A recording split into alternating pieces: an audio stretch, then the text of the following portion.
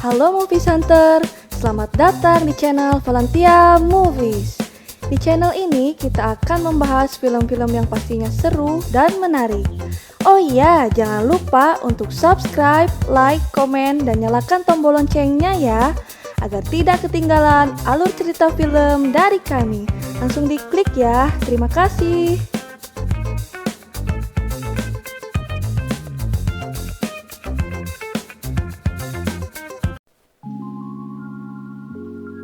Film kali ini berjudul The Aslad in the Hall of the Mountain King.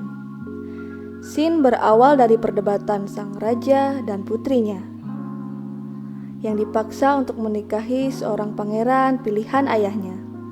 Namun putrinya tak menyukainya. Putri ini bernama Christine. Sang raja bukan tak ada alasan berbuat seperti itu.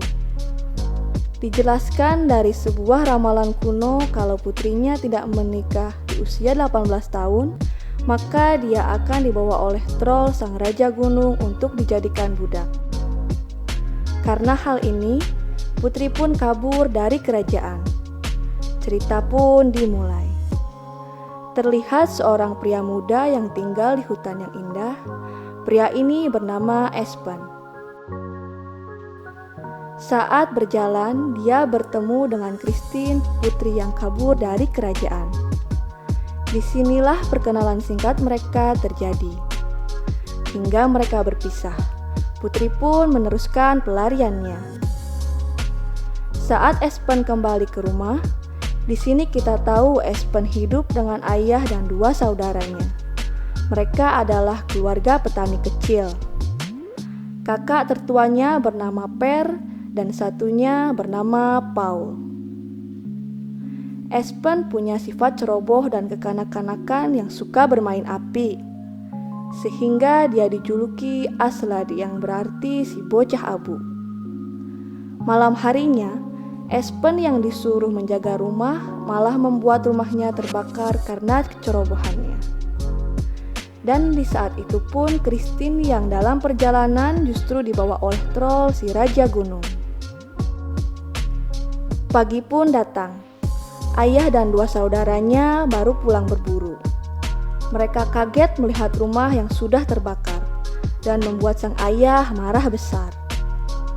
Namun di saat itu juga datang Pangeran Frederick yang mencari sang putri dan bertanya pada mereka.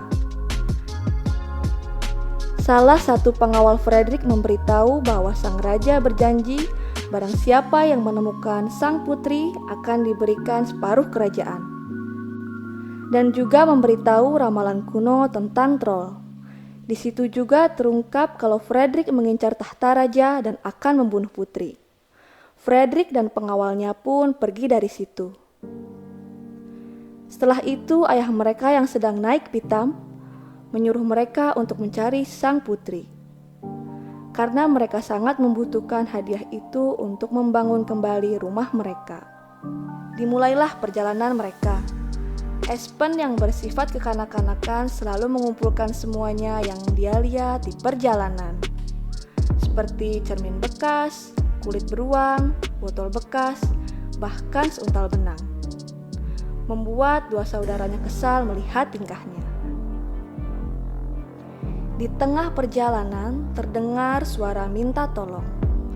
Espen yang mendengar suara itu bergegas menghampiri suara itu.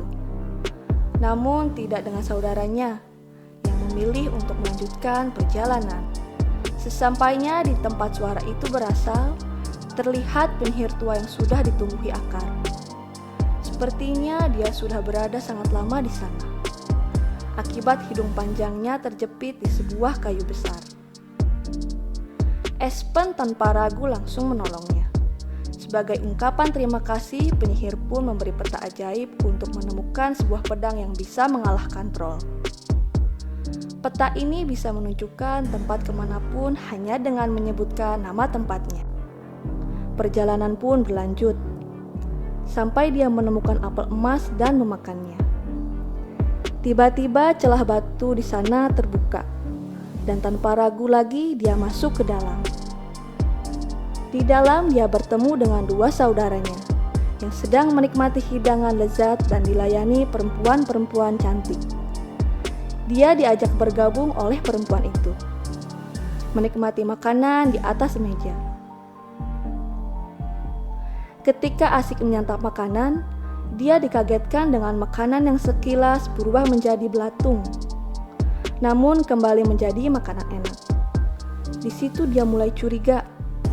Namun salah satu perempuan yang melihat gelagatnya menawarkan apel emas lagi. Sepertinya apel ini mengandung sihir dan membuat mereka terpengaruh sihir. Espen berpura-pura memakan apel tersebut, dan seketika tempat tersebut kembali ke bentuk aslinya. Makanan dan bahkan wanita-wanita itu terlihat menyeramkan, terlihat belatung di mana-mana. Espen masih berpura-pura tidak tahu dan meminta saudaranya untuk ikut dia sebentar. Dia memberitahu kalau mereka sedang terpengaruh oleh sihir. Akan tetapi dua saudaranya itu tidak percaya. Sehingga Espen menampar keduanya. Mereka pun sadar dan kaget. Tiba-tiba penyihir muncul, membuat mereka kaget dan segera kabur dari sana. Sampai akhirnya mereka berhasil keluar dan melanjutkan perjalanan.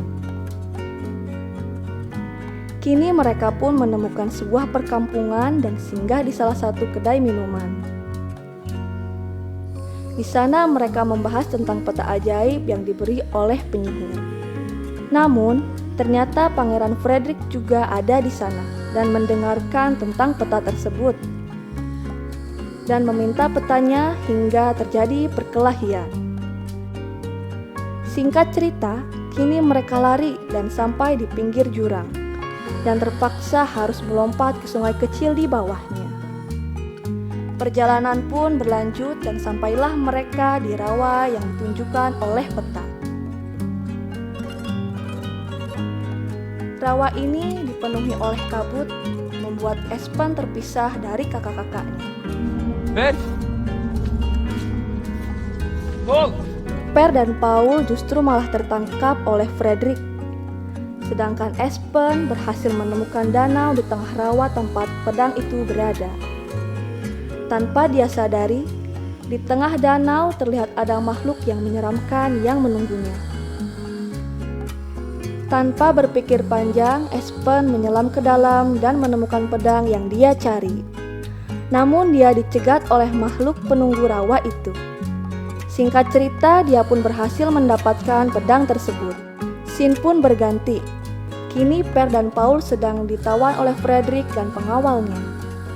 Espen melihat itu segera menyelamatkan kakak-kakaknya. Dengan memakai mantel beruang, dia sempat membuat Frederick dan pengawalnya ketakutan. Namun jangan berharap banyak padanya. Dia yang ceroboh justru ketahuan karena jatuh menabrak salah satu pengawal Frederick. Kini mereka ditawan oleh Frederick dan pengawalnya. Malam hari pun tiba. Frederick dan pengawalnya yang sedang menyantap makanan dikagetkan akan kehadiran troll yang terpancing oleh bau daging panggang. Mereka pun lari terbirit-birit, meninggalkan Espen bersaudara yang terikat di sebuah pohon. Dengan sebuah batu, Espen pun berhasil memutuskan tali dan mereka pun lari dari sana. Paul si tukang makan masih sempat-sempatnya mengambil bebek bakar yang ditinggal Frederick. Kini mereka bersembunyi di sebuah celah bebatuan. Sedang Frederick tertangkap oleh troll. Beralih lagi ke Espen bersaudara. Aroma bebek bakar yang dibawa Paul malah membuat troll mengetahui persembunyian mereka. Mereka diserang dan troll berhasil membawa Paul. Kini mereka tinggal berdua. Perjalanan mereka bukan hanya untuk putri, tapi juga untuk menyelamatkan saudara yang mereka sayangi. Scene beralih ke sarang troll. Frederick dan Paul ditempatkan di lubang yang sama tempat putri berada. Melihat itu, Frederick langsung memeluk putri dan berusaha mengambil hatinya. Namun Paul yang ada di sana memberitahu kebusukan Frederick yang mengincar tahta dan berniat membunuh putri setelahnya. membuat Putri marah dan menggaplok Frederick hingga pingsan. Paul juga memberitahu Espen saudaranya pasti akan datang menyelamatkan mereka. Mendengar itu, si Putri ingat Espen yang sebelumnya dia kenal dan memastikan Espen yang dimaksud oleh Paul. Balik lagi ke Espen dan Per. Mereka terlihat berhasil menemukan pedang yang tadi sempat diambil Frederick. Di tempat itu mereka juga melihat kunang-kunang. Lantas Espen mengeluarkan botol yang dia pungut di jalan. Dengan botol tersebut, mereka membuat lampu dari cahaya kunang-kunang tersebut. Perjalanan pun berlanjut. Kini mereka telah sampai di gunung tempat persembunyian troll. Dengan lampu kunang-kunang, mereka menelusuri goa-goa di pegunungan itu. Hingga tidak sengaja, Espen terperosok ke sebuah lubang. Yang ternyata lubang itu adalah tempat Putri dan saudaranya ditawan. Dengan tali yang tadi dipungut di jalan oleh Espen, mereka menarik satu persatu dari mereka. Setelah itu, mereka segera keluar dari sana.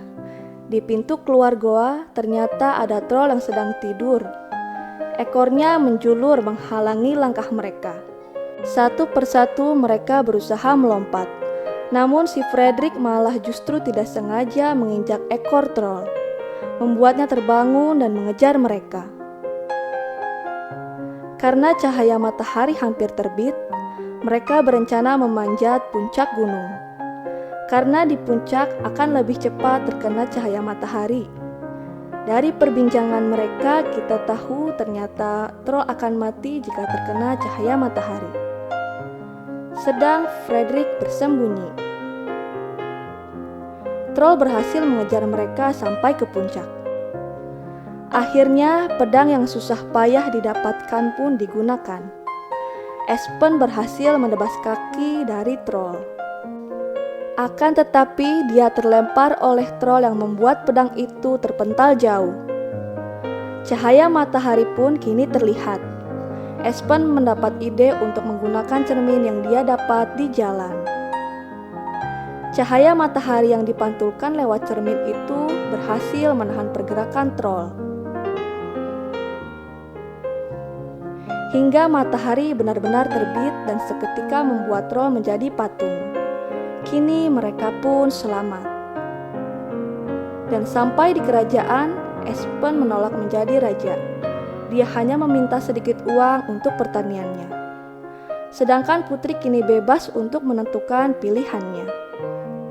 Hingga Espen dan saudaranya pulang dan memberi uang hadiah kepada ayahnya untuk membangun lagi rumah dan pertanian mereka.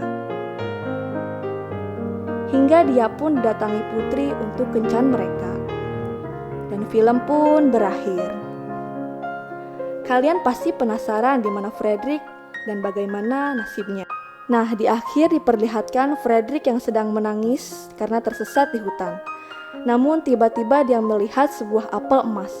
Dia memakan apel emas tersebut. Sudah dapat ditebak, dia didatangi perempuan cantik dan tertawa kegirangan. Tanpa sadar kalau perempuan itu adalah penyihir jelek yang menyeramkan. Kasian banget nasibnya ya. Oke, sekian alur cerita film The Aslan. Semoga kalian terhibur. Sampai jumpa di video selanjutnya. Bye-bye.